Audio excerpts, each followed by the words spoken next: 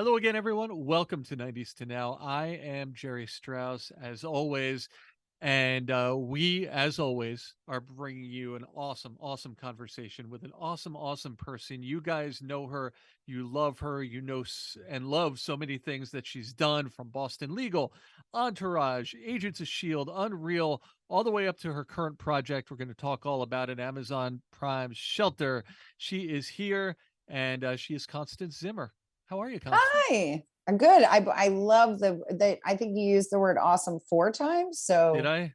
That's yeah, it? that's a bonus. I'm Oh, sorry. do you normally use it more than four? I was shooting for 7 in the intro, so we'll Okay. weave it in. It'll be Okay. okay. We'll We'll catch throw up. it in. Well, look, so glad to have you. So glad to steal a little bit of your time. I know it's busy times for you. You know, after all the things, and I just mentioned just a sampling of the things that people still watch and go back and binge and love that you have done. This upcoming project, Shelter, on Amazon, uh, it's based on a novel that people love. It's based on a novel written by an author, Harlan Coben, that people love. You're no stranger to kind of being in that critical eye, um, being on a show or being in a series or being in a film that a lot of people are very emotionally invested in. But this is kind of a different ball game, right? What does it feel like to be part of portraying and adapting this story that people are going to be keeping an eye on to see, did you do it justice? Well, the good news for me is that I don't have to worry about that because my character is not in the books. So there. Um, Nice. Nice. um, but I also think, we're in a time now, right, where so many books are being adapted into movies and into TV series that there is a wonderful thing that's happening where uh, the TV series version of it is you have a lot more time, right, to have a book then turned into a television show. So that allows you the freedom to add in more stories that aren't in the book. So the people that are fans of the book still are in love with the characters because the characters, Harlan writes such incredible characters that you still can follow the characters and their trajectory, but there's going to be new stories thrown in there to almost allow you to experience it in a whole different way than when you read it. Hmm. So it doesn't matter if you read the books. You can watch the show and enjoy it just as much as the people that have read all three of them. And that's what I love about it because there's nothing worse than feeling like, oh my God, I didn't read the book. I don't know if I'm going to get it or understand the characters. And they've done such a good job on this show where we're giving you all of the mystery and the intrigue and the thriller part of it.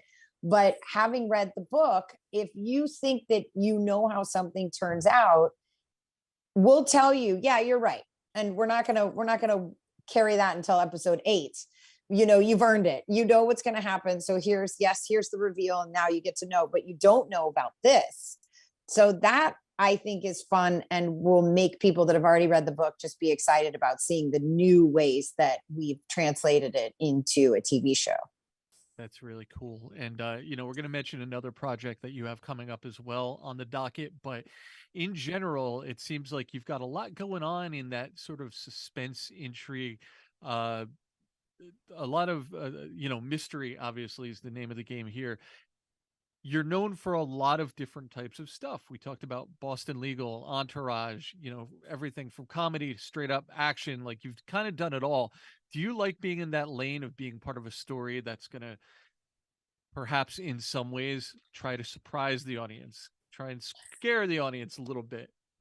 Yeah, I love it. I mean, that's what keeps it exciting and challenging, right? I mean, I do like that this show doesn't seem to fall into just one genre.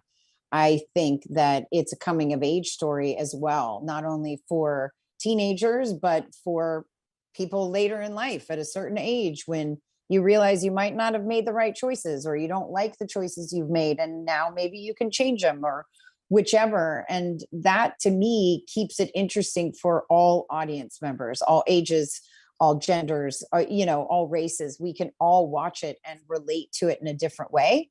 And I think that if it was just one thing, it would turn people off. And they're like, I don't want to watch a thriller. Or I don't like to watch, those kinds of shows. Because I was that person. I was not a big thriller. I didn't watch a lot of thrillers. I don't like scary movies. That's not my thing. I like to laugh and I like to cry. I don't like to be scared. And so this to me was such a wonderful kind of amalgamation of comedy and drama and suspense. And that's what I love about it. And I think it is what people will hopefully also realize is you can't put it in one box. Yeah. Much like yourself in your career. And of course, Shelter is going to be hitting Amazon on August 18th.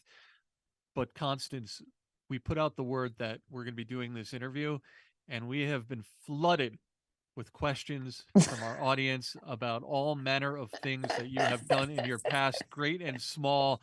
I'd like to try to run through some of them here. If you're feeling brave, if you're feeling courageous, let's do it. Let's do it. Okay. We're do gonna it. Just a smattering here, if you will. We're gonna pick some of the standouts. The Devil's Yogurt chimed in, wants to know, and we're going back here to Boston Legal. One of the series where people first got to know you. Who is your favorite person to work with in Boston Legal? What an entertaining cast, entertaining show. We had people really chiming in and saying that they're currently binging it, like right now. So certainly something that people watch year after year. Who are your favorites to work with? I mean, that show's hard because everybody was so wonderful. I mean, Candice Bergen, getting to work with Candice Bergen was that was a person I never thought I'd get to work with. And then getting to be with her on a TV show of all things was pretty incredible. I loved Shatner. He was crazy and wild and so entertaining.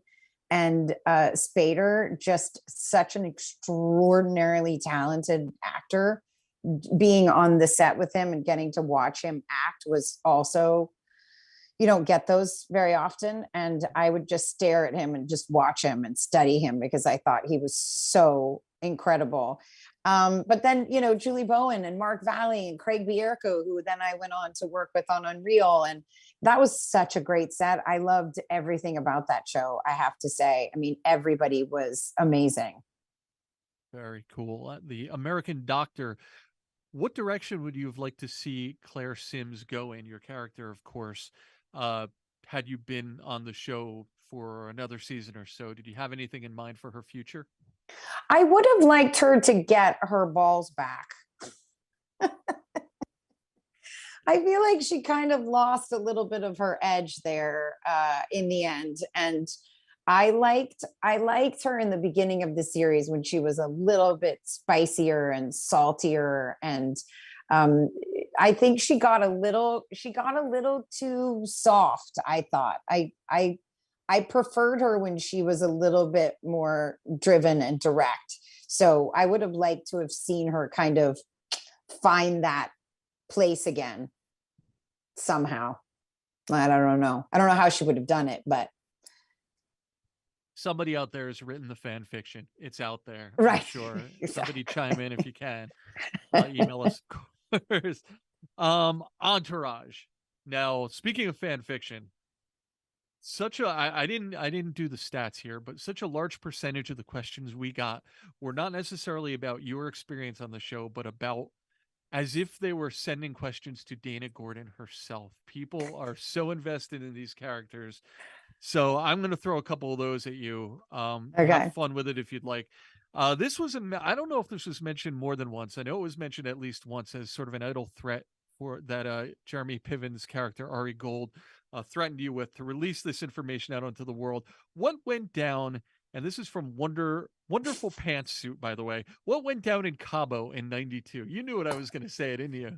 I mean, it just blows my mind that it's like one line and how it has triggered so much intrigue, and so many people have tried to figure out what it is. I personally don't even know what it is. But I'm sure I would imagine it was a sex tape or something, because they were young and crazy and wild and weird.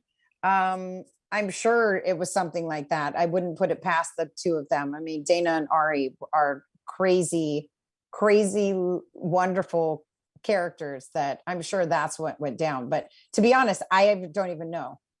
Hmm. We could just Um, write a movie about Dana and Ari and Cabo, and then that's it. There you go, fan fiction. Go run with it, and then it'll be like a flashback episode, or they go back to Cabo to reenact whatever it was that happened. I don't know. well, Just look, handing them out, just handing the ideas out. it's for free. It's for free, people. Constance Zimmer, the ultimate giver. McCombs wants to know, and if you like that one, you're going to love this one. This is another threat, I believe, that Ari was going to throw out into the world. Dana Gordon's first. He alluded to knowing about Dana Gordon's first girl experience, someone from Must See TV in 1995.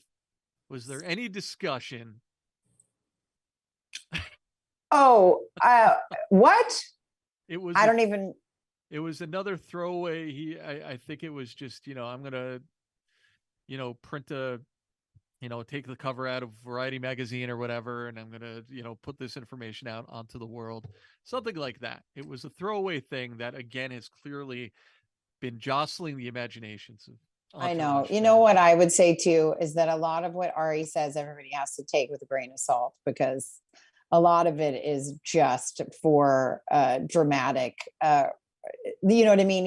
It's he's just doing it for the drama. I don't even know that he has the backup. Yeah. And you know what? And this is a question that kind of goes across multiple shows, because you, as Dana Gordon, you created this dynamic with Ari.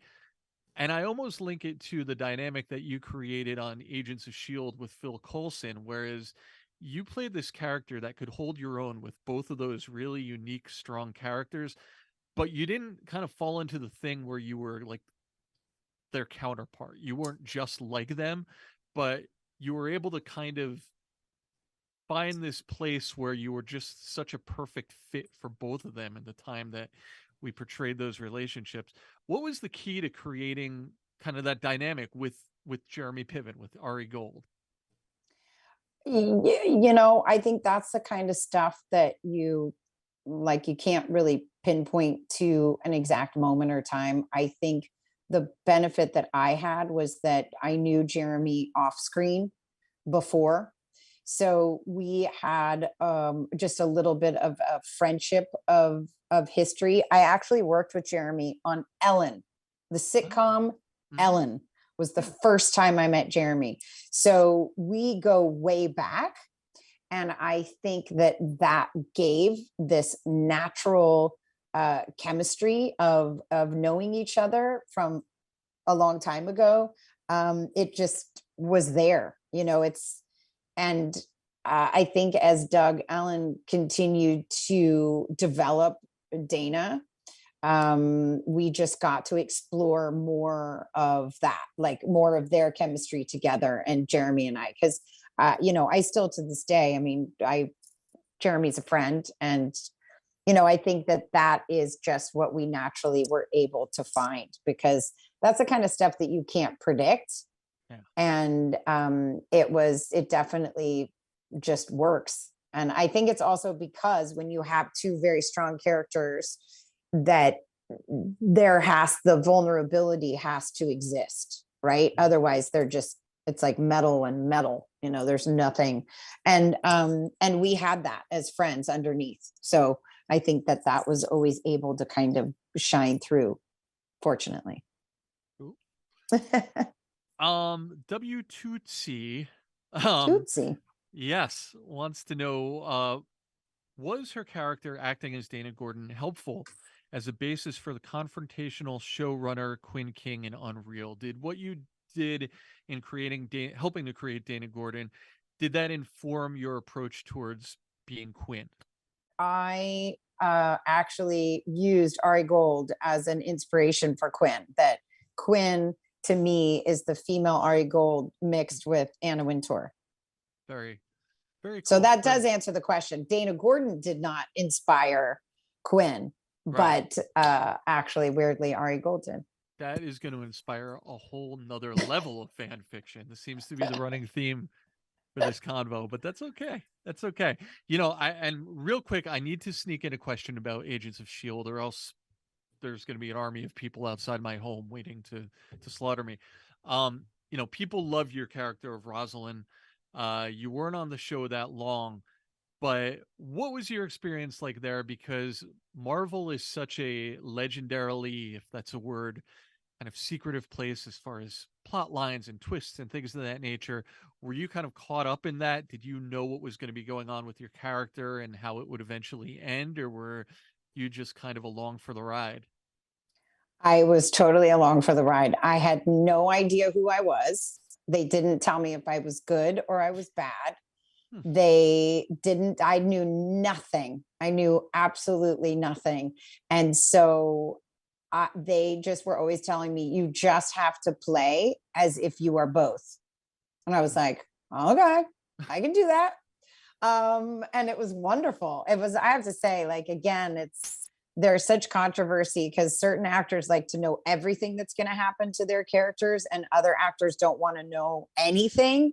I like to be in the middle.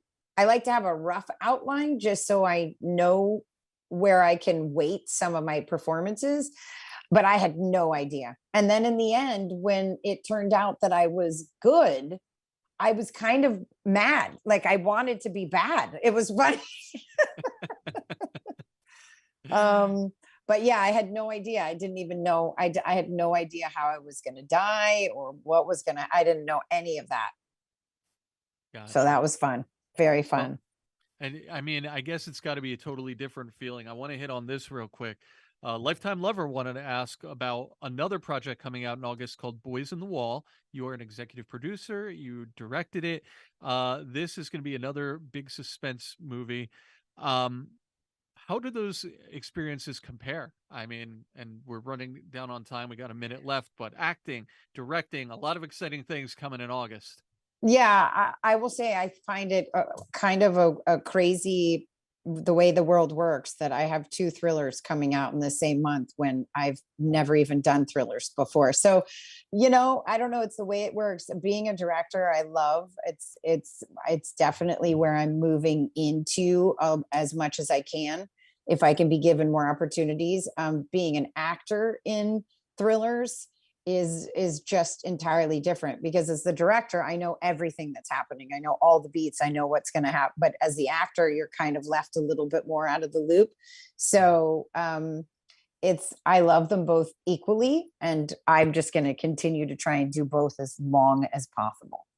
Awesome. We can't wait to see everything you're doing in August and obviously beyond that. So thank you so much for talking about your past, the present, the future, your fan fiction, all things Constance. Thanks for being on the show. Oh, thank you so much. Thank you guys for checking us out, 90s to now. Thanks, everyone. Thank you, Constance. Thank you. Bye. Bye.